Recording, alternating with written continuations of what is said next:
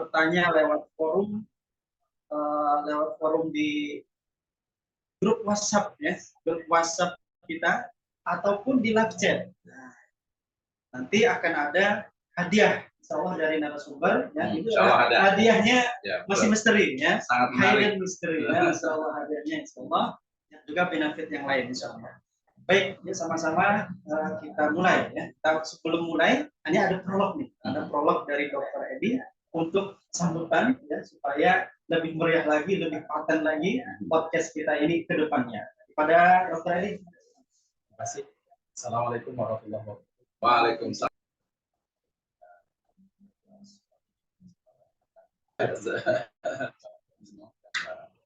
Ya, jadi alhamdulillah siang hari ini sama-sama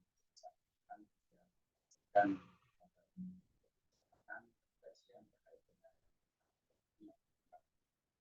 masyarakat kita dan jemaah kita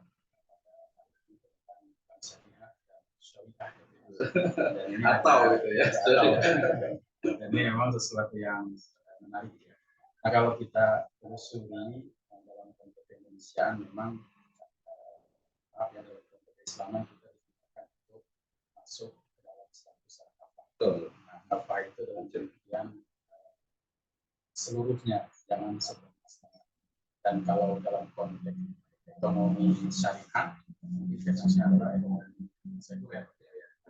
Karena dalam proses perkembangan ekonomi syariah yang berkembang di Indonesia, kita bisa melihat perkembangannya itu sebenarnya mulai dari di mana saat itu mulai dari adanya hal-hal yang terkait dengan pelarangan menggunakan jilbab ya, syariah ya, mulai melakukan bagaimana ada rumah. Atau sebelumnya itu dulu ada kebijakan SBSB ya, dana sosial, sumbangan dana sosial pada sosial ya. Dan itu mungkin kemudian ada tanggapan yang kontroversi melawan hal tersebut dari masyarakat kita, kemudian juga diberikannya IJMI ya, Ikatan Cendekiawan Muslim Indonesia, pada saat itu baru berkembang yang disebut dengan Indonesia. Dan pada saat ini tentunya perkembangan bank syariah itu bukan hanya di Indonesia saja, bahkan di beberapa negara barat itu pun ada yang sudah mulai melirik ya, karena ekonomi syariah dalam konteks Islam ini memiliki prinsip artinya prinsip keseimbangan. Jadi kalau prinsip keseimbangan itu tidak ada unsur-unsur yang adil. Karena ini perlu kita sikapi, namun dalam proses perjalanannya tetap mendapat tanggapan dari masyarakat ini beragam. Dulu sudah hadir hanya bank konvensional, sekarang ini sudah hampir semua bank itu ada bank konvensionalnya, hanya bank syariah. Tapi dalam proses dari masyarakat itu kemudian masyarakat mempertimbangkan kok nggak ada bedanya nih antara bank syariah dan bank konvensional. Maka kemudian masyarakat mencurigai ini kayaknya hanya mencari masa-masa yang sifatnya syariah saja. Nah, karena itu mungkin dalam acara-acara ini sedikit membahas fasilitas tentang hal tersebut. Nah, kemudian juga sekolah tinggi Mutarbiah mulai saat ini ya, dan mulai juga membuka karena prodi syariah, prosesnya sudah berjalan. Karena kita hanya menunggu dari Kementerian Agama terkait dengan izin operasional tersebut. Tapi walaupun bagaimana kita mendahului kajian ekonomi syariah dengan harapan ke depan ini menjadi bagian dari masyarakat untuk mengembangkan nilai-nilai yang memang ada dan berkembang di masyarakat. Kontribusi baik dari segi ekonomi, dari segi syariah, dari segi pendidikan, mungkin dari segi yang lainnya yang ke depan. Karena memang sebagai kepala ini depan rencana berkembang ya, untuk mulai sekarang sekolah tinggi, kemudian nanti menjadi institut, karena memang tanahnya sudah disiapkan loh ya, barang-barangnya juga sudah ada Pak semuanya, cuma belum sampai aja, masih baru di material aja. Nah, karena itu kita mohon doanya juga pada rekan-rekan semua, mudah-mudahan kita bisa berkembang dan menjadi bagian dari masyarakat ekonomi saingan untuk saingannya dan yang lainnya juga berkembang sesuai dengan risiko. Nah, itu saja mudah-mudahan bisa kita laksanakan dengan baik dalam berkontribusi untuk perkembangan Indonesia yang hebat, terutama berkembang untuk ekonomi ya, ekonomi syariah yang bagaimana ini harus menjadi solusi dalam kehidupan modern masyarakat pada saat ini. Terima kasih, itu saja mungkin hanya pengantar ya. Mudah-mudahan kita semua selalu bersyariah, tidak bersyariah. Terima kasih ya. Assalamualaikum warahmatullahi wabarakatuh. Waalaikumsalam warahmatullahi wabarakatuh. Baik. Ini dari Dr. Edi, Masya Allah ini luar biasa. Kita bisa dengarkan ya, bagaimana Dr. Edi ini sudah banyak ya kontribusinya di masyarakat, salah satunya di STP Serdul Falah. Juga rekan-rekan semua, insya Allah bisa gabung nanti di live chat ya untuk menanyakan diskusi. Ada sesinya nanti. Ya, tolong dipersiapkan pertanyaan yang terbaik ya, insya Allah. Nah, ini ya. Jadi Bank Syariah ini memang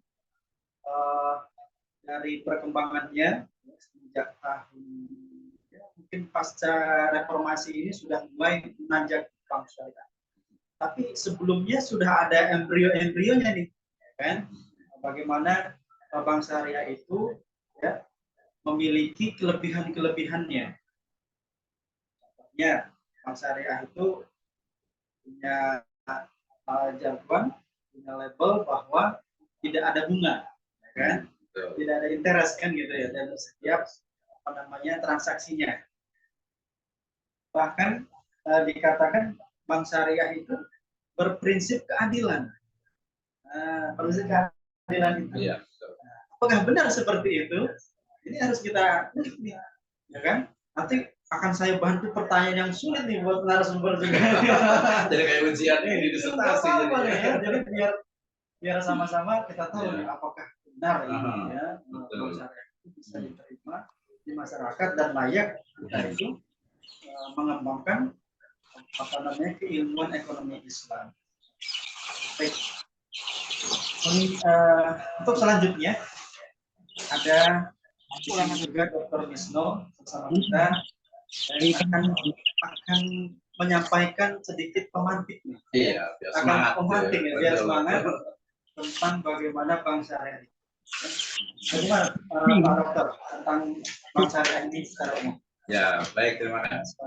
Keren gitu ya. Lebih akrab. Jadi tema hari ini kan menarik sekali ya, yaitu syariah atau syariah ya atau dan ini menurut saya jadi memang kontroversi seperti itu ya, bukan hanya dari kalangan yang awam ya, ini Kang Rendra ya, tapi juga dari kalangan akademisi. Menurut saya sih bunga bank itu ya halal, bukan gitu. Itu profesor padahal di salah satu kampus Islam negeri gitu ya. Ini kan jadi sebuah ya big problem I think ya, rumputnya sampai yang di atasnya gitu ya, dari misalnya dari tukang ojek online-nya sampai kepada profesornya Bank Syariah ini ya seperti apa, mungkin kalau kita ngomong itu nanti mulai kemudian misalnya muncul Bank Syariah di Indonesia gitu ya, mungkin nanti juga ada yang menarik nih. Kalau di Indonesia kan kata-kata itu pakainya Bank Syariah padahal kalau translate in English itu kan Islamic Banking atau Islamic IB sebenarnya, Islamic Bank gitu, tapi kemudian kok jadi Bank Syariah, dan ini punya historis juga nih kan Reden yang syariah gitu. Enggak, ini punya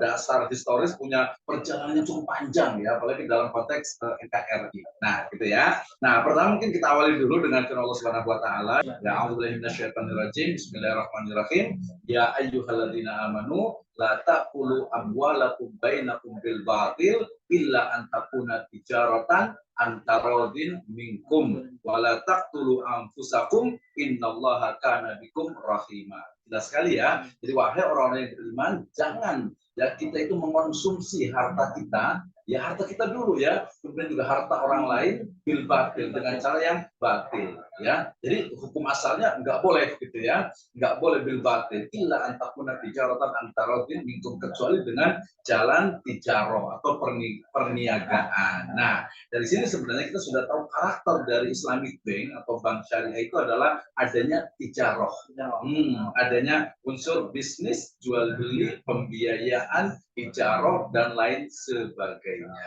Nah, beranjak dari An-Nisa ayat ke-29 sebenarnya nanti ada kata qul amwalakum bainakum bil batil wa tudlu biha ilal hukam litaqulu amwalan nasabil islam wa antum ta'lamun. Itu juga sama gunakan ya untuk memakan harta orang lain dengan cara yang batil. Al-batil salah satunya adalah tentu saja konteks utamanya adalah dain wa akad, yakni amwal ribawiyah. Nah, dari situ kemudian kita juga diingatkan nih ya dengan sabda Nabi SAW terkait dengan wala anna Rasulullah SAW atila riba wa mukilahu wa katibahu wa syahidaihi wa qalahum sawa. Gua saya terjemahkan dulu, kita akan bicara itu. Iya, penasaran. Kita ngeliatnya di situ harusnya itu dikesaran sedikit kayaknya deh. Jangan semuanya dengan protein ini. Ya, jangan saya juga, saya sendirian lagi yang kelihatan gitu ya.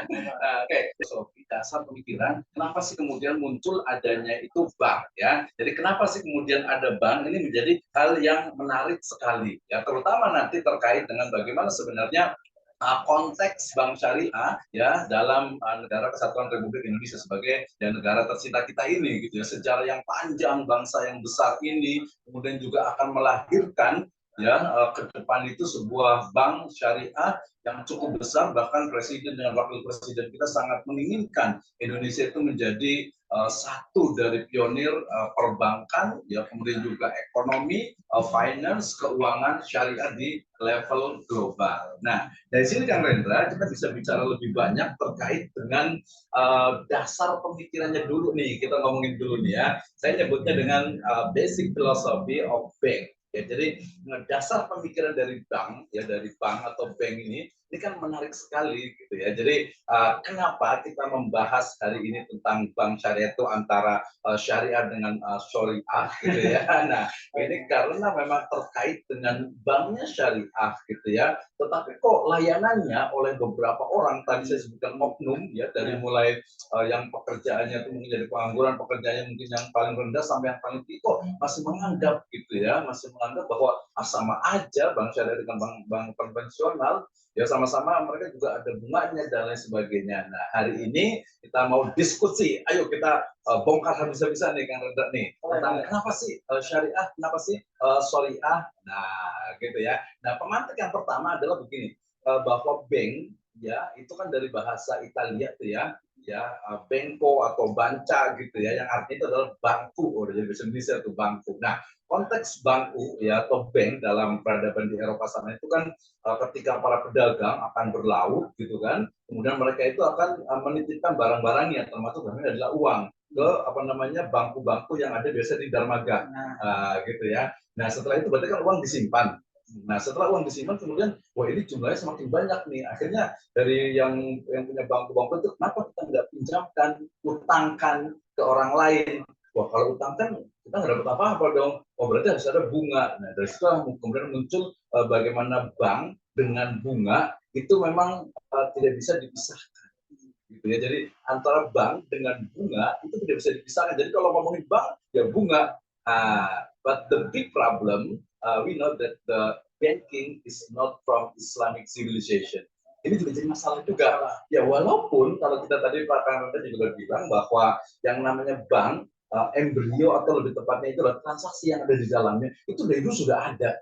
Gitu ya, sejak zaman Fir'aun pun udah ada kali ya, dari zaman Quraisy lah ya, di zaman jahiliyah itu udah ada. Buktinya apa? Misalnya akad wadiah, Rasul SAW itu selalu titip-titip barang-barang dari penduduk Mekah gitu ya. Kemudian juga transaksi antara Nabi SAW dengan Khadijah radhiyallahu anha itu kan transaksi di sana ada mudorobah, ada musyarakah. Mulai Nabi itu sebagai seorang mudorib, kemudian menjadi seorang syirkah, menjadi seorang owner. Nah, itu kan sebuah fakta bahwasannya ya sudah ada akadnya, cuma namanya memang bukan bank, gitu kan ya. Sehingga kita mengenal ada Baitul Mal, ada lagi Baitul Tamwil, gitu ya. Sekarang berkembang ada Baitul Syirkah, ya, maybe in English ya House of Business, gitu ya, House of Business atau House of Wealth misalnya gitu. Jadi satu center, satu pusat atau rumah dar gitu yang menjadi sumber transaksi. Nah, di situ.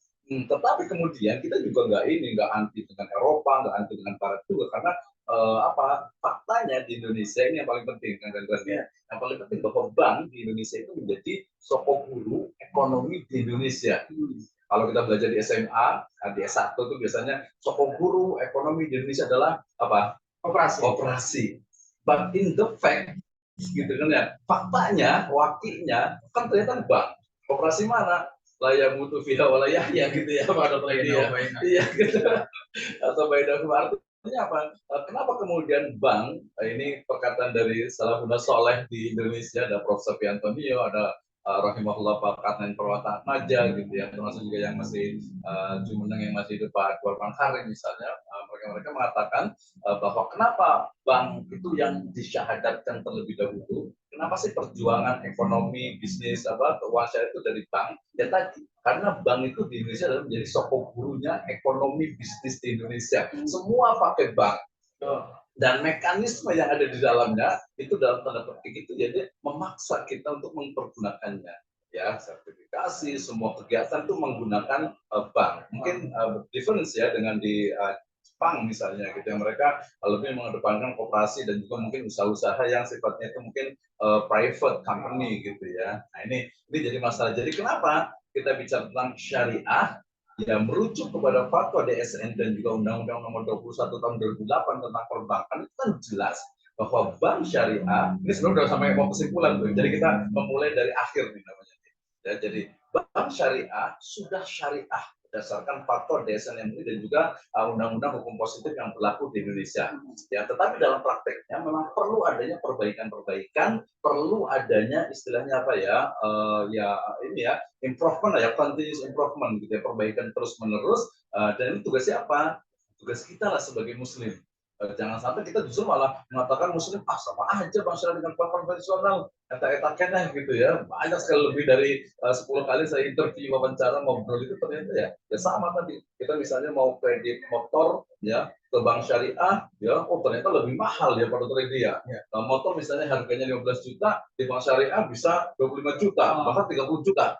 Kita ke konvensional, paling cuma dia ngambil itu cuma kadang cuma 20, kadang 25, sedikit gitu ya. Nah ini juga masalah juga yang dihadapi oleh perbankan syariah, sehingga lebih bagus nih kalau kita diskusi ya Kang Rendra ya, terkait juga mungkin juga Dr. Edi juga bisa ini juga nih, mungkin ada pengalaman atau mungkin juga dengar-dengar kayaknya emang iya sih ya sama aja gitu ya. Memang sih kalau secara dohir kelihatannya banknya fisiknya sama, ada bank gitu ya, ada customer service-nya, ada mungkin bagian yang untuk istilahnya itu untuk petugas-petugasnya lah gitu ya.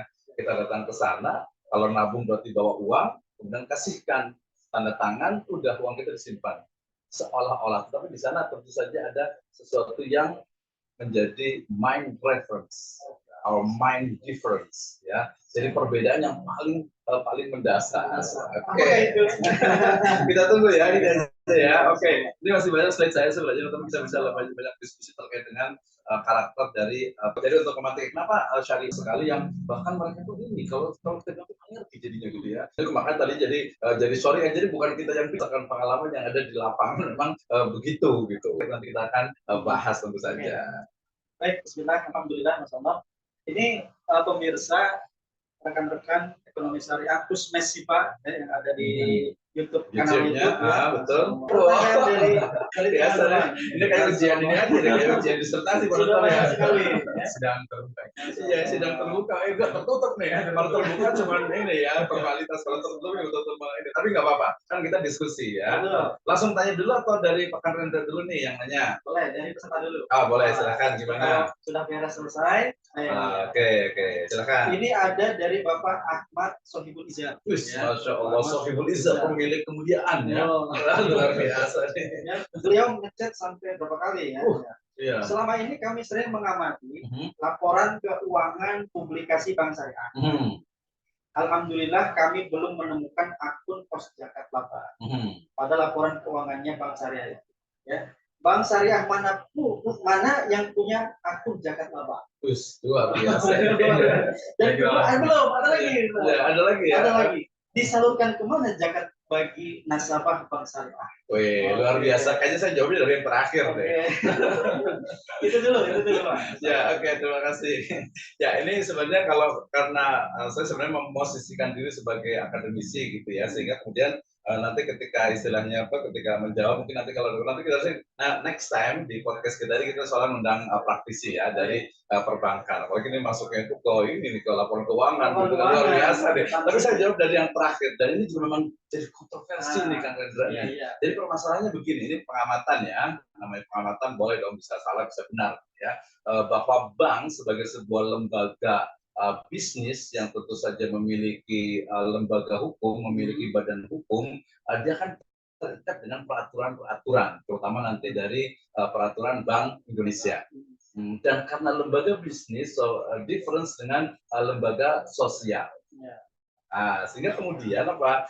Kemudian otomatis bahwa uang zakat yang dikenakan baik itu kepada nasabah ataupun lembaga banknya itu sendiri tidak dikelola oleh bank ya, tetapi kemudian nah ini yang jadi masalah nih gitu. Tapi saya selalu ngomong nggak apa-apa, kita harus berani gitu ya, maju tak gentar membela yang bayar, bukan membela yang benar lah gitu ya, membela yang benar lah gitu ya. Jadi gini, bahwa sekarang ini hampir semua bank syariah mereka itu memiliki lembaga amil zakat, sehingga kemudian uang zakat, infak, sedekah gitu ya. Nanti kalau wakaf agak beda dikit ya. Walaupun juga beberapa bank syariah juga adalah pengelola wakaf uang ya, PWU ya.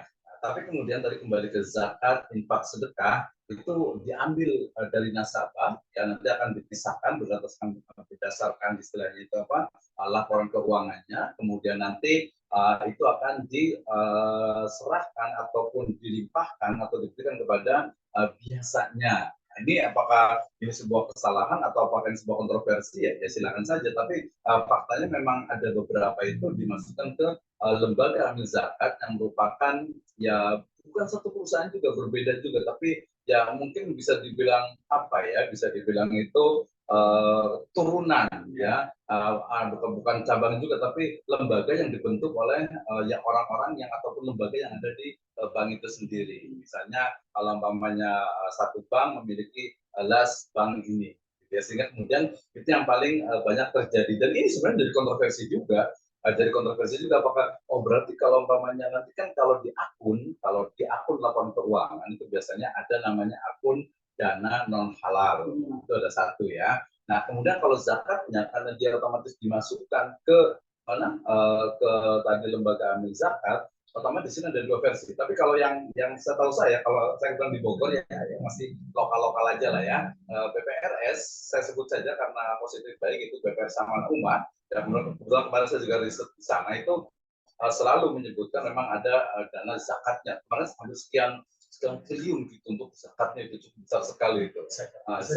Zakatnya saja itu. Jadi artinya itu ada. Nah ini permasalahannya kita kembalikan berarti kepada bank masing-masing dalam laporan keuangannya untuk yang sifatnya itu publik. Nah, gitu ya. Kalau menunjuk kayaknya kita bisa di sini belum berani deh untuk menunjuk. Oh, bank ini kayaknya sudah. Tapi yang saya tunjuk itu adalah BPRS karena BPRS juga bank juga, gitu ya.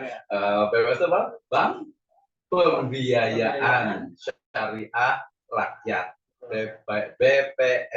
BVRS. Soalnya banyak yang salah nih, dianggap itu bank perkreditan, ya, bank pembiayaan rakyat syariah, gitu ya. Nanti boleh berkunjung ke ini, kebetulan juga banyak teman-teman di BPRS sama Umat, gitu ya. Iklan ini ya, enggak iklan. Artinya saya karena selalu 5 tahun itu buat laporan keuangannya, itu memang selalu ada akun zakat. Ada pertanyaan lagi, lanjutan dari Pak Ahmad tadi. Lanjut. Wis, luar biasa. Kenapa zakat laba ini tidak muncul di laporan keuangan aplikasi? Kenapa nggak muncul? Kalau dalam hal ini, kalau saya, karena saya belum melihat secara detail terkait dengan laporan keuangannya, kayaknya kita perlu berhati-hati, lihat lebih dulu aja. Dengan pertanyaannya kita pending dulu saja, gitu ya, jawabannya gitu. Karena kita tidak bisa seperti itu, karena biasanya kalau laporan keuangan memang nanti kebijakannya terkait dengan aturan-aturan dalam laporan keuangan, termasuk juga untuk istilahnya itu yang menggunakan sistem SAK-nya itu juga memang sudah tersendiri, sehingga yang laba akun zakatnya dia sebenarnya mestinya ada. Nah, karena saya bukan dari banking, ya tidak menjawab itu. Kita lebih banyak kepada bagaimana sebenarnya yang basic dulu nih. Gitu kan itu ya. Baik, semoga terjawab ya Bapak Ahmad Sohibul Izar. Insyaallah ini walaupun ada statement lagi ya, Bank Umum Syariah belum ada zakat tambah di laporan keuangan, tetap ya kita perlu hati-hati. Iya, Ya, betul. Kita lihat hati-hati. dulu gitu Ya. ya, karena kita belum lihat secara fakta kan, nggak bisa Fakta. juga gitu. Karena kalau yang bank tadi yang saya ketahui itu dia sudah ada akun memang khusus untuk zakat, tapi dia memang biasanya ada beberapa itu dia terpisah dari laporan keuangan yang sifatnya itu dia pure bisnis. Nah, gitu ya. Jadi kita nggak bisa apa namanya kemudian menjudge seperti itu sebelum kita melihat gitu ya. Itu kayaknya PR deh Kang Rendra nih. Baik. Nggak apa-apa. Kita lihat di grup podcast Pusmesipa masih belum ada belum ada pertanyaan. Ya, kita lewat dulu. Nah, ini ada pertanyaan sedikit dari saya. Paling tentang transaksi ya. Seperti halnya ketika bank syariah itu ada yang disebut dengan transaksi murabah. Oke, murabah. Transaksi murabah ini bank ini seharusnya bagaimana nih? Apakah harusnya dia menyerahkan barangnya? Apakah harus kenapa sekarang ini malah menyerahkan uangnya? Oke, gitu, ya, betul. Ini secara dalil kan boleh.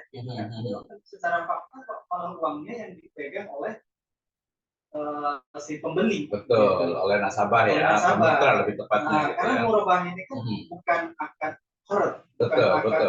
Iyalah itu kan jual beli kan. Jual beli. Betul. Tapi kok kenapa yang diserahkan adalah uangnya? Nah, betul. Kenapa ya, betul. Ini pentingnya memang tadi ketika kita bahas tentang syariah dengan syariah itu kita pahami dulu. Tadi kalau laporan keuangan itu biasa kita pahami dulu aturan-aturan yang terkait dengan laporan keuangan. Karena tadi Bank Syariah sendiri dia terikat dengan aturan laporan keuangannya BI. Nah, sehingga makanya kemudian muncul tadi ada akun dana non halal. Ya, kenapa nggak dana haram aja sekalian gitu ya? Bagi sama aja sih. Non halal juga haram. Nah, ini adalah bagian kalau saya menyebutnya dengan proses tadarruj gitu ya. Jadi kalau saya lebih kuat tadi mengatakan bahwa ada laporan untuk zakatnya, tapi dia terpisah gitu ya. Nah, oke, kembali ke tadi. Nah, sebenarnya ada yang lebih menarik Kang Rendra nih ketika kita bicara tentang murabaha. Kalau tadi Kang Rendra kan berbicaranya lebih langsung kepada karena di dalam fatwa DSN MUI sendiri itu ada namanya akad wakalah perwakilan dan dia adalah mubah atau yajuz atau boleh gitu ya mewakilkan. Tapi yang paling penting yang justru yang kita bahas yang menjadi justru main problem itu adalah kalau kita murabahah gitu ya. Murabahah tadi ya, murabahah itu adalah jual beli plus ditambah dengan keuntungan. Ya, contoh paling gampangnya kan berarti saya mau beli motor ya, atau rumah lah ya. Nah, saya mau beli rumah nih, harganya yang murah aja lah 100 juta. Ya kan? Nah, kemudian saya datang ke bank syariah. Bang ya, ya iyalah Bang saya mau beli rumah nih gitu kan. Bang nanya mau beli rumah apa Pak? Rumah di Bogor misalnya harganya berapa? 100 juta. Oke. Ya udah berarti rumah itu nanti kami akan bidik kemudian dengan harga 100 juta atau kadang mungkin ada diskonnya lagi dari developernya atau dari orang lain. Setelah itu baru kemudian saya atau kami bank itu jual lagi ke nasabah ke bapak gitu plus dengan keuntungan bank. Nah, tetapi justru di sini yang masih problem itu adalah nadhariyatur riba ya, teori tentang keuntungan. Kan selalu tadi yang di masyarakat itu kan yang muncul ini kok mahalan bank syariah sih daripada bank konvensional. Nah, gitu. Jadi harus paham dulu juga satu persepsi atau satu perspektif tentang keuntungan itu harusnya berapa persen sih? Yang boleh itu berapa? Ini kok bank syariah ngambilnya untungnya banyak banget sih. Itu apa ada perhitungan tentang inflasinya apakah atau pukul rata 15 tahun misalnya seperti itu? Ya, keuntungannya flat aja gitu. Nah, itu berarti nanti lebih ke teknis di banknya sebenarnya, lebih teknis ke banknya. Tapi intinya sebenarnya saya mau membandingkan artinya kenapa ya tadi ini kan murabahah ya, ingat ya murabahah ya, nanti beda lagi dengan tabungan nih, beda lagi. Jadi kalau murabahah kenapa ya keuntungan yang diambil oleh bank dalam akad murabahah itu lebih mahal dibandingkan dengan ya bunga yang ditetapkan oleh bank konvensional. Nah, ini sebenarnya masalah ini juga nggak ada habisnya juga sih, panjang juga gitu kan. Nah, berarti kalau sebenarnya tadi kalau jawab pertanyaan Kang Rendra gampang ya. Ketika nasabah datang, kemudian bank sendiri sebagai sebuah lembaga keuangan, dia tidak boleh memiliki aset untuk diperjualbelikan, gitu ya. Nah, kecuali BPS dan beberapa itu kadang bisa seperti itu ya. Kalau teorinya kan, oh berarti bank itu dengan telepon dealer misalnya atau developer, kemudian bisa dia sebenarnya kadang ada beberapa juga yang langsung transfer ke ininya, ke developer atau ke dealernya. Tapi ada juga yang beberapa yang memang ditransfer dulu ke nasabahnya, ke pembelinya itu suruh beli langsung. Itu bisa kita alihkan langsung saja ke dealer. Ya bisa, seharusnya memang seperti itu biasanya. Ada beberapa pola yang seperti itu, ada satu lagi yang memang ditransfer dulu kepada nasabah, nanti kemudian menggunakan akad wakalah, jadi diwakilkan. Nah di sini juga ada titik-titik kritis juga nih. Biasanya misalnya nih harga rumahnya tadi 100 juta, tapi ternyata orangnya pinter masuk nawar lagi jadi 95.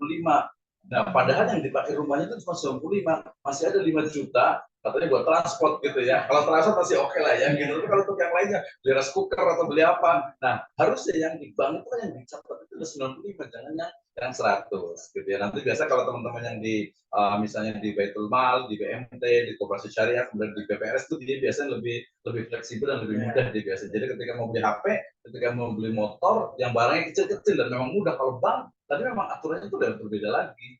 Gitu. Jadi tadi jelas ya bahwa akad wakalah mewakilkan itu merujuk kepada fatwa DSN itu diperbolehkan. Nah tadi tinggal titik rawannya adalah jangan sampai ketika harganya 100 juta kemudian yang dipakai uangnya sebenarnya hanya 95, yang 5 juta itu dimasukkan lagi dianggap sebagai harga dari barang itu. Itu titiknya ya. Titik rawannya. Betul. Bisa kita bisa memilih. Iya betul, termasuk nanti utangnya ya banyak terus ya nanti ketika cicilannya berapa, termasuk tadi bank itu ngambilnya berapa sih? Udah kejawab belum tuh? Atau masih banyak pertanyaan nih? Gitu ya. Masih. Ya. karena nyambung harusnya gini, karena ngomongin satu saja murabah. Nanti kita misalnya gini, tadi kan 100 juta rumah, kemudian berarti mungkin saya pakai DP nih, down payment. Saya pakai DP misalnya 25 juta kan sisa 75 juta. Nah itu kan dicicil gitu kan ya. Nah dicicil misalnya mulai dari keuntungan yang diambil bank itu berapa ketika saya DP-nya sekian, ketika kemudian tanpa DP, kemudian ketika nanti pembayarannya tanggal berapa, kemudian ketika nanti terlambat apakah ada punishment, ada iwat, ya, ada takwid, ada denda atau tidak, kemudian dendanya itu dikemanakan, kemudian yang paling penting ini ya, tapi sebelum ke denda dulu ya. Ke denda dulu. Nah, tadi jadi kenapa sih, kan pertanyaan gini, yang paling penting ini sebenarnya nih, kenapa saya ulang lagi nih biar jelas ya, nanti bisa diskusi, kita bisa kesini dulu sebenarnya. Kenapa keuntungan yang diambil oleh bank dalam akad misalnya murabahah itu lebih besar daripada bunga bank yang ditetapkan oleh bank konvensional? Nah itu menurut saya yang menurut saya yang penting itu malah. Gitu. Tapi nggak apa-apa, kita loncat-loncat dulu nggak apa-apa deh. Silakan, ada yang nanya lagi? Masih belum. Ini ada pertanyaan lanjutan tadi. Oh yang tadi. Tadi menyangkut denda. Oke, oh denda. Oke, gitu. Ya. Ini bank ini kan jargonnya tanpa bunga. Ya, betul. Betul. Tanpa bunga.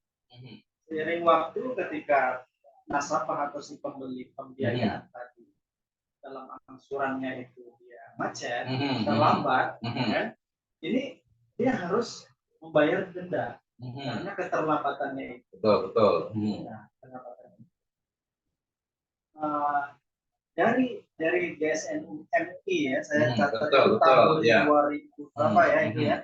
Nah ini sangat dijabarkan di situ. Ada yang namanya bank bisa memberikan takjil. Iya betul. Ya, memberikan takjil. Nah ini pandangan Pak Dokter bagaimana tentang denda dan takjil? Ya betul. Menarik sekali sebenarnya. Jadi kalau dalam fikih Islam itu kan kita dihadapkan kepada dua hal. Yang pertama adalah terkait bahwa kullu qardin jaronafan bahwa riba. Ya, setiap tambahan dalam akad qard ya, termasuk secara umum adalah dain, itu adalah riba.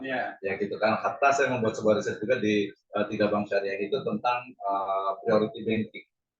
Jadi nasabah-nasabah priority. Nah, kenapa itu kan ada banyak ziyadah tuh, banyak tambahan gitu ya. Nah, akadnya apa nih? Tapi tadi kembali ke kullu qardin jarna fan fahuwa riba. Jadi hal pertama adalah bahwa setiap tambahan dalam akad qard yaitu adalah riba yang sifatnya itu adalah dia materi. Itu yang pertama. Nah, sehingga kemudian kalau melihat dari satu ini saja, oh berarti dia nggak boleh tuh, justru malah nggak sesuai dengan fanadrotun ila maisarah, gitu kan ya. Nah itu yang pertama gitu. Tapi di sisi lain kita nggak bisa nih membaca hadis, membaca ayat hanya satu saja. Ya mungkin ada ayat lain atau hadis lain yang juga mungkin menguatkan atau bisa mengecualikan, bisa mengkhususkan atau mungkin bisa menyeimbangkan. Nah, termasuk juga hadis terkait dengan bahwasanya menunda-nunda hutang itu adalah termasuk apa? Zulmun, termasuk adalah kezaliman. Nah, merujuk kepada ini, fatwa DSN MUI kemudian membolehkan untuk mengenakan denda bagi nasabah yang memang sengaja dia memiliki kemampuan untuk membayar, tetapi dia karena kadang-kadang nih ya beberapa bisnisnya seperti itu, lumayan 10 hari gitu kan, uangnya bisa nambah gitu, atau mungkin cairnya nanti. Nah, seperti ini sebagian oleh DSN MUI itu diperbolehkan dendanya. Nah, tetapi juga ada syaratnya. Syaratnya itu adalah bahwa uang denda itu dia terpisah dan wajib untuk dipisahkan dari kapital, dari modalnya bank. Jadi itu tadi yang masuk ke dalam dana non halal. Dia tidak boleh dipakai oleh bank dan tidak dianggap sebagai sebuah aset. Baik, ada ulama yang lain yang saya catat itu dari profesor ya, yang mengatakan Profesor Dr. Ali Muhammad Al Husain As-Sofa.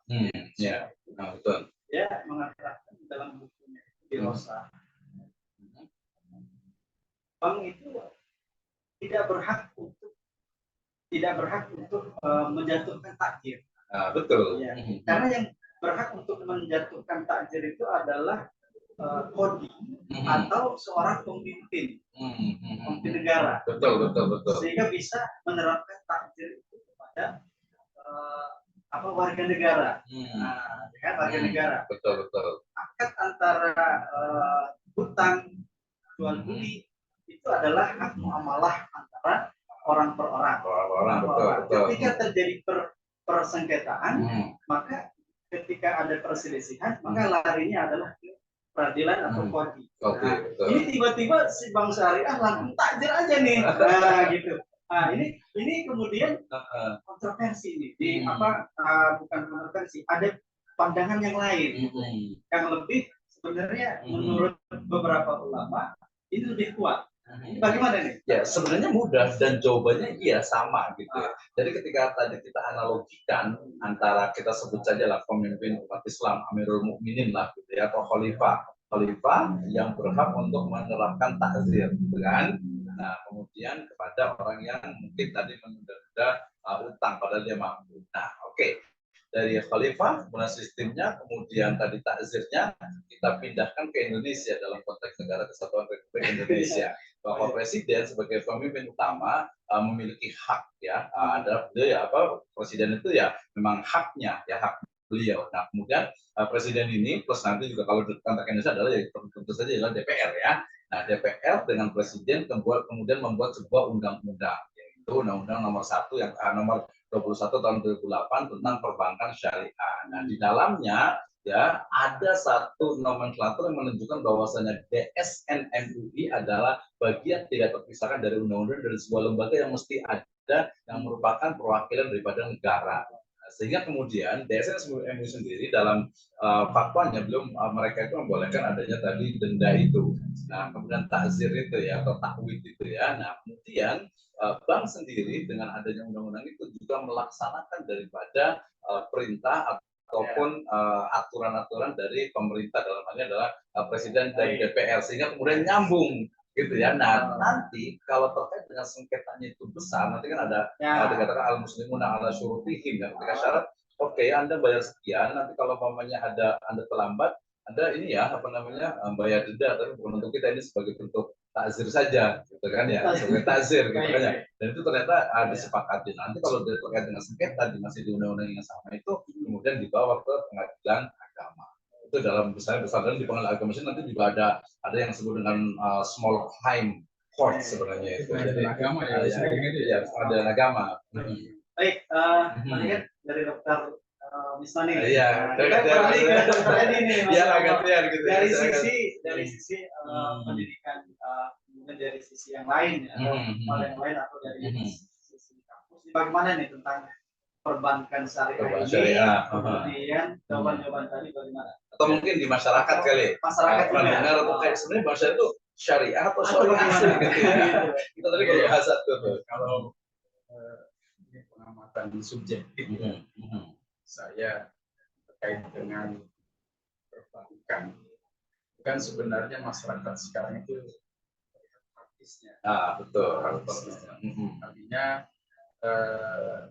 ketika bank konvensional itu menawarkan sesuatu yang lebih praktis, kemungkinan kemudian masyarakat itu beralih ke hal-hal yang lebih praktis. Kemudian apalagi kalau bank syariahnya tidak bisa bersaing dengan masalah yang dihadapi oleh masyarakat itu, maka kemudian bank syariah juga bisa tidak tempat.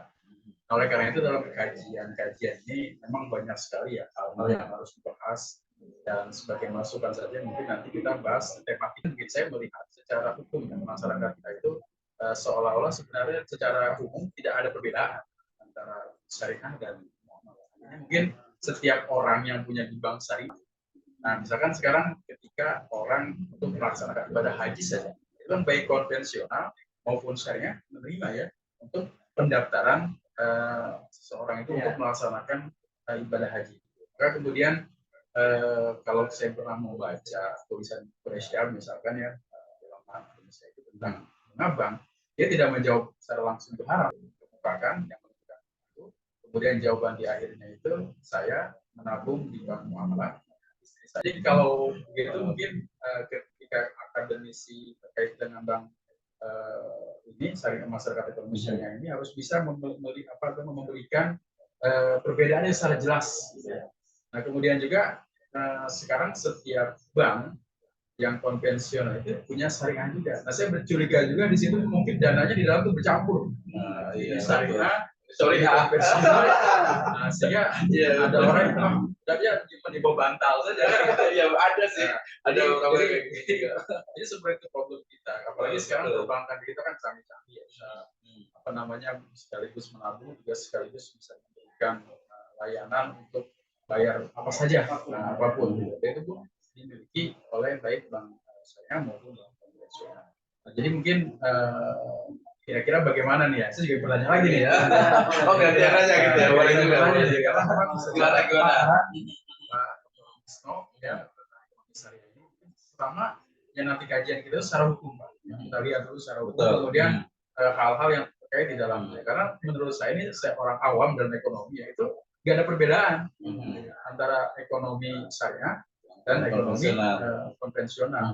Nah, kalau misalkan setiap pegawai juga kan katakanlah ASN ya, itu kan terkait juga dengan bank, dan itu biasanya banknya bank konvensional. Walaupun sekarang udah mulai boleh sih. Ya, walaupun mungkin ada yang termasuk kayak kita kan di bank syariah ya. Betul. Itu di bank syariah. Kira-kira gimana nih? Tanggapannya kira-kira. Luar biasa. Ya, mungkin untuk pemirsa sekalian agak sedikit mohon maaf ya karena masih mungkin temanya masih acluk-aclukan gitu ya. Tapi nggak apa-apa lah karena juga awal gitu ya. Karena kan kita memang tadi membahas utama itu adalah antara syariah dengan syariah. Nah, tadi Pak Dr. Edi betul sekali ya. Memang makanya judul kita, topik kita itu adalah syariah. Karena memang tadi masyarakat awam itu ya sama gitu ya. Misalnya nih Kang Rendra nih ada dua orang nih. Yang satu datang ke bank syariah, yang satu datang ke konvensional. Dua-duanya bawa uang nih 10 juta. Nabungnya dulu nih ya. Bawa uang 10 juta, yang bank konvensional dulu, bang nih saya nabung 10 juta. Oh iya, silakan nabung 10 juta, nanti bunganya sekian persen ya, administrasi sekian persen. Pulang, udah kan? Nah, yang bank syariah datang juga bank syariah. Ini saya biar agak syar'i ya. Ini saya wadiah nih, Assalamualaikum. Iya, assalamualaikum. Assalamualaikum Bang Syariah nih, saya nabung nih, apa saya wadiah nih, atau mungkin mudharabah gitu ya, 10 juta gitu.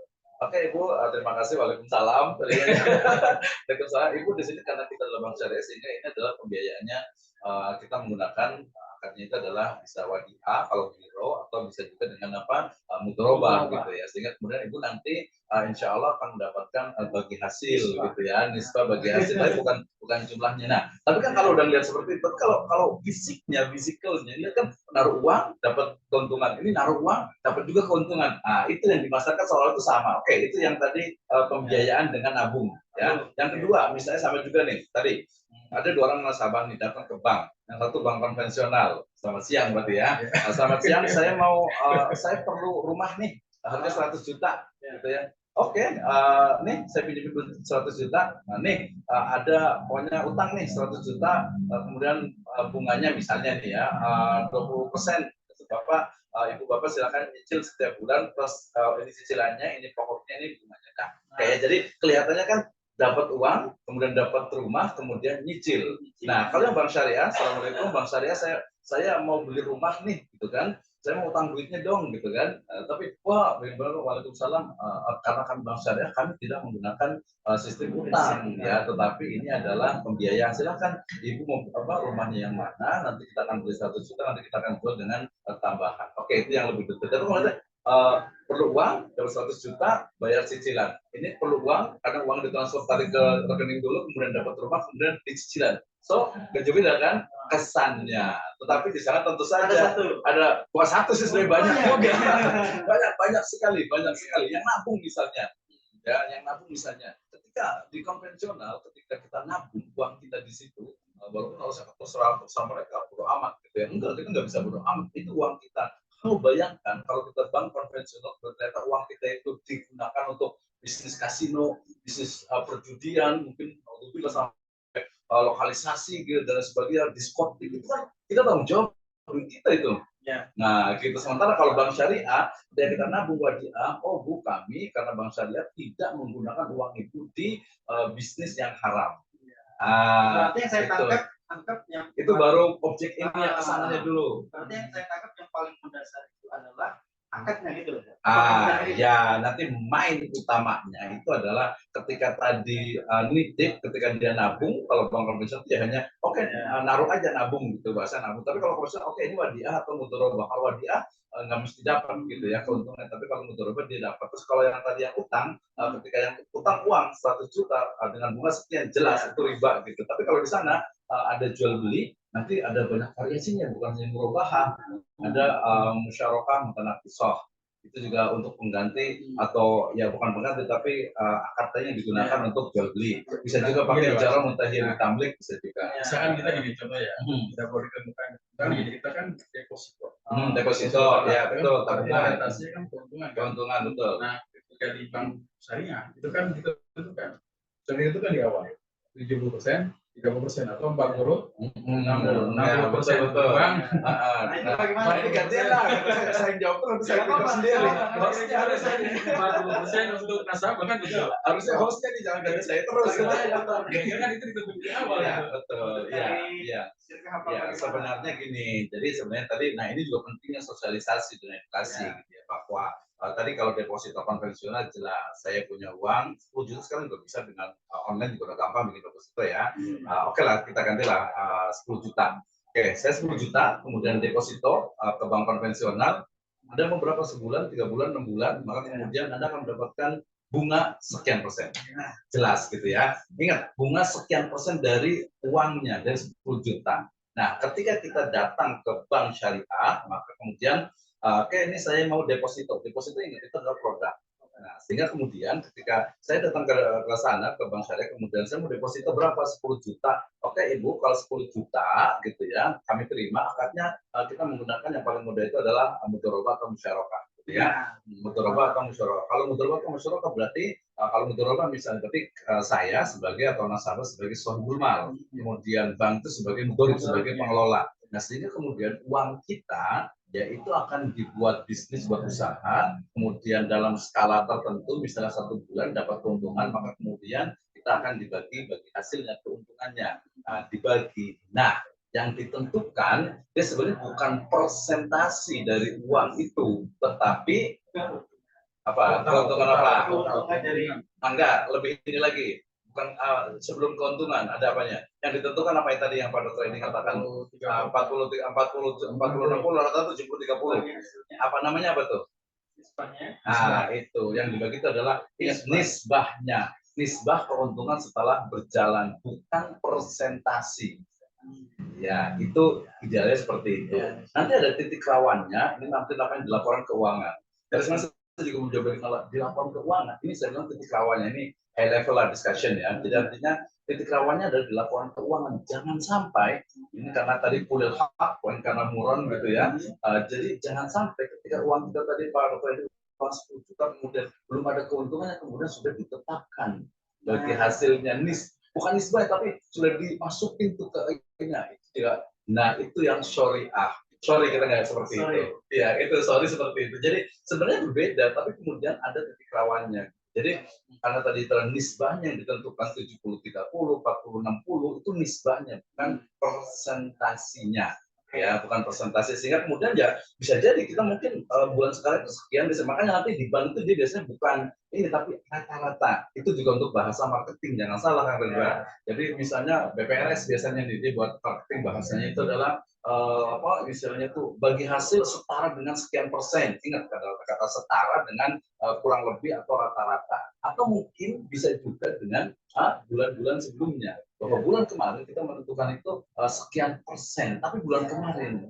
Nah, itu berarti beda kan? Jadi akadnya juga. Nah, ini titik rawannya tadi kan di bagian nisbahnya itu dari awal sudah ditentukan. Sebenarnya bukan nisbahnya, tapi jangan sampai di laporan keuangan itu usahanya itu belum jalan, belum ada, gitu ya. Tapi kemudian belum sebulan, tiba-tiba udah dapet nih sebulan. Nah, ini titik rawan di tadi balik lagi ke laporan keuangan.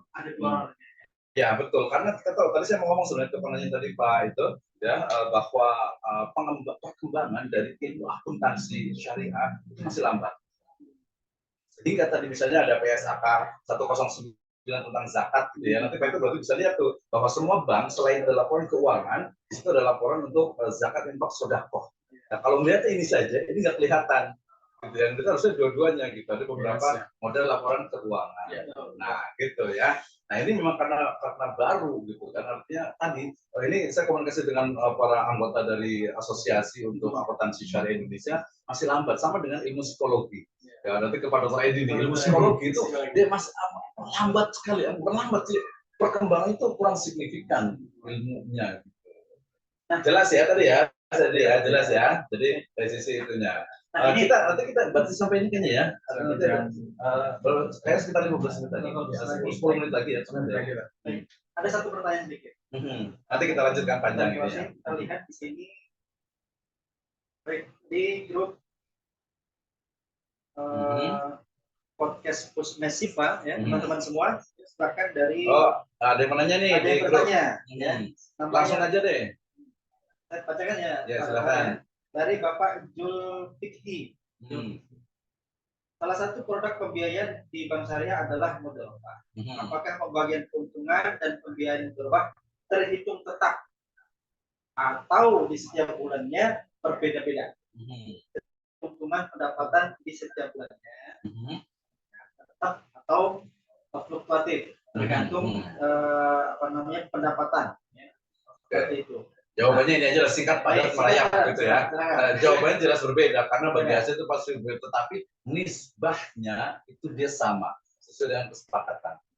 Nisbahnya 60-70, 30-70, 60-40 itu nisbahnya sama, tapi jumlahnya dia akan dynamic, dia akan dinamis mengikuti keuntungan yang ada di bank. Jelas ya? Nah, jadi tidak flat, tidak ini. Baik, terima kasih Pak Dr. Wisno.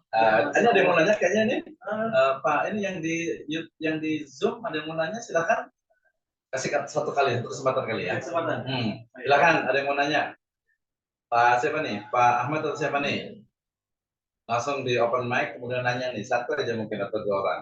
kita masih waktu kita agak dipotong dikit ya waktunya. Iya. Karena kita ada weekly meeting gitu ya. Kalau nanti next kita lanjut lagi. Tenang aja, kita waktunya panjang masih ya. Silakan, ini Pak Ahmad mau bertanya? Kayaknya udah lewat kali ya di Zoom atau udah ngilang kayaknya nih. Oh. Iya, kayaknya udah ngilang kayaknya. Oke, ada pertanyaan lagi, satu lagi. Nah, ini tentang nisbah tadi. Nisbah, betul. Pertanyaan Pembagian. pembagian Ya. Nah, ini orang yang datang ke bank syariah itu kan dia akadnya untuk menabung tadi. Bukan kor, menabung. Bukan kor. Karena dia menitipkan uangnya itu. Oh, yang terjadi. Yang terjadi kan disepakati itu. Kalau dia wadiah, betul. Betul. Wadiah itu sebenarnya adalah kor, betul, nah, betul. Di dalam korat itu ada nisbahnya. Bagaimana pandangan? Ya, sebenarnya ini perlu diluruskan kayaknya. Jadi tadi sekarang ini akad wadiah itu hampir ditinggalkan oleh perbankan syariah. Karena memang tadi ada titik rawannya itu adalah wadiah, walaupun titipan ketika dia dalam uang kemudian ternyata dipakai oleh bank itu otomatis menjadi kor. Nah, sehingga kemudian sekarang yang paling banyak itu adalah menggunakan paling sekali itu adalah mudharabah ya, ataupun musyarakah. Sehingga kemudian di situ memang ada nisbah bagi hasilnya. Jadi tadi tapi tidak tepat juga ketika mengatakan nggak ada kalau kor itu nggak ada ketika nabung itu nggak ada menggunakan akad kor secara definitif, tapi secara wadiah itu ada, tapi sekarang mulai dihilangkan. Termasuk juga tadi wadiah yang tadi titik rawannya itu adalah ketika dia menggunakan akad wadiah kemudian dengan embel-embel janji bonus. Itu yang memang dikhawatirkan, sehingga kemudian sekarang hampir tidak ada yang sedikit sekali menggunakan akad wadiah. Karena memang di beberapa perbankan itu tetap masih menghadirkan akad itu.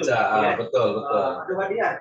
Ternyata memang wadiah sama kortnya berbeda. Iya, karena tidak ada kortnya. Betul. Pada faktanya itu adalah kort, betul. Dan ada nisbahnya dan ada bonusnya.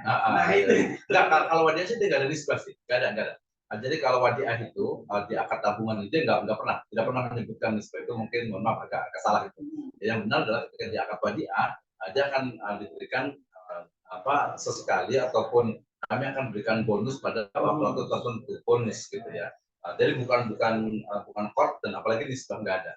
Ya, kortnya pun tidak, karena itu adalah akadnya wadiah karena menggunakan istilahnya itu ijtihad lama terkait dengan wadiah. Ya, wadiah itu titipan. Kalau titipan itu kalau benda itu oke, tapi kalau titipan uang kemudian dipakai tadi menjadi kort. Ya, karena kembalinya bukan hal yang serupa. Iya, betul. Kembalinya jadi kort juga. Senilai. Iya, tapi walaupun oke, itu dari perspektif itu adalah kort, tapi tidak pernah memberikan nisbah. Bank itu sampai hari ini tidak pernah memberikan nisbah dalam akad wadiah. Tidak ada. Tidak pernah dijanjikan tadi bonus, tapi juga hampir jarang juga. Baik, terima kasih Pak. Oke, semangat ya. Belum selesai, jadi gimana nih closing remark dari Pak Dr. Edi? Oke. Sahabat Kusmes semua yang dirahmati Allah Subhanahu wa taala, yang sudah menyaksikan dari awal sampai akhir ya, Masya Allah, jangan keluar dari grup podcast kita, grup WhatsApp podcast kita. Insya Allah setiap pasca acara kita ini kita akan buatkan benefit yang lain. Ada topik-topik selanjutnya di minggu yang akan datang, Insya Allah. Kita mau kasih hadiah yang lebih menarik lagi. Kita mau kasih hadiah juga sebenarnya ya. Boleh. Gitu kayaknya kita kasih satu dulu deh. Saya kasih buku banyak banget itu. Saya kasih 2 buku e-book ya. Mungkin yang bisa jawab pertanyaan terakhir nih. Bisa jawab pertanyaan saya itu ya. Pertanyaan mudah saja, simple ya. Coba pertanyaan dari saya dengar baik-baik ya. Mungkin yang ada di channel YouTube-nya Street Silatul Fala dan juga yang di Zoom boleh juga ini. Ya, jadi pertanyaannya adalah apa perbedaan mendasar antara interest atau bunga dan bagi hasil? Sebutkan 3. Silakan pertanyaannya. Kasih buku. Kalau ke kampus saya kasih buku hard copy deh. Kalau mau datang ke kampus saya kasih bukunya, hard copy-nya. Ke Street Silatul Fala ya, datang ya. Oke, nanti pertanyaan itu itu aja di grup aja. Disampaikan di grup lagi. Boleh. Teman-teman di kanal YouTube ya. Nanti bisa di Sony. Iya, betul. Baik, mungkin teman-teman semua dirahmati Allah Subhanahu wa taala. Baik. Terima kasih Pak. Oke, sama-sama. Jadi partisipasinya di podcast yang perdana ini. Luar biasa. Rame. nantikan podcast Pusmes Siva ya, podcast yang kedua nanti di Kayaknya insya Allah langsung insya Allah bersama Dr. Edi kayaknya. Bukan kayaknya, ya siap ya. Untuk Rabu depan Dr. Edi mungkin tentang edupreneur atau pendidikan kewirausahaan. Bagaimana nih anak-anak kita tuh biar bisa wirausaha gitu. Jiwanya jiwa wirausaha. Mungkin sampai kali gitu ya. Baik, kita sama-sama akhiri. Assalamualaikum warahmatullahi wabarakatuh. Waalaikumsalam warahmatullahi wabarakatuh.